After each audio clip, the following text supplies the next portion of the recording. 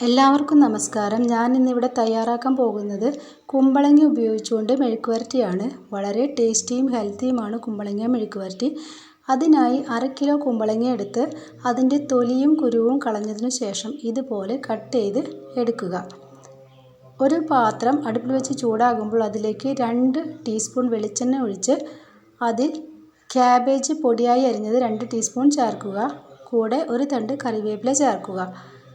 ഇളക്കി ചെറുതായി ബ്രൗൺ നിറമാകുമ്പോൾ അതിലേക്ക് ചതച്ച മുളക് ചേർക്കുക. ഞാനിവിടെ ചതച്ച മുളക് ചേർത്തുകൊണ്ടാണ് മെഴുക്ക് വരട്ടി തയ്യാറാക്കുന്നത്. ചതച്ച മുളക് 1 ടീസ്പൂണാണ് ചേർക്കേണ്ടത്. 1/2 ടീസ്പൂൺ മഞ്ഞൾപ്പൊടി ചേർക്കുക.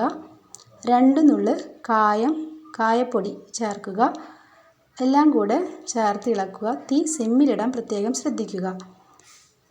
എല്ലാം കൂടെ ഇളക്കി മൂത്ത് വരുമ്പോൾ അതിലേക്ക് കുമ്പളങ്ങ അരിഞ്ഞു വെച്ചത് ചേർക്കുക. ഒട്ടും തന്നെ വെള്ളം നമ്മളിതിൽ ഉപയോഗിക്കുന്നില്ല. കുമ്പളങ്ങ ചേർത്ത് നല്ലതുപോലെ ഇളക്കി തീ ഒരു മീഡിയം ഫ്ലെയിമിലിട്ടതിന് ശേഷം അടച്ചു വയ്ക്കുക. 5 മിനിറ്റ് കഴിയുമ്പോൾ തുറന്ന് നോക്കിയാൽ കുമ്പളങ്ങ ഏതാണ്ട് പകുതിയോളം വെന്തിട്ടുണ്ടായിരിക്കും.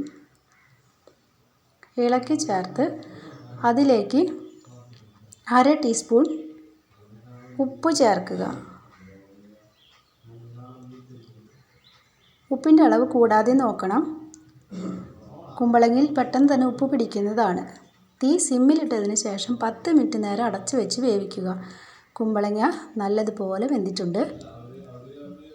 ഇനി ഇതിലേക്ക് 1/2 ഗ്ലാസ് നാളികേരം ചെരുകിയത് ചേർത്ത് ഇളക്കുക. നാളികേരം ഞാൻ അവസാനമാണ് ചേർക്കുന്നത്. നല്ലതുപോലെ ഇളക്കി യോജിപ്പിക്കുക. കുമ്പളങ്ങ മെഴുക്കുവരട്ടി തയ്യാറായിട്ടുണ്ട്. വളരെ ഹെൽത്തിയാണ്. എല്ലാവരും ട്രൈ ചെയ്ത് നോക്കുക.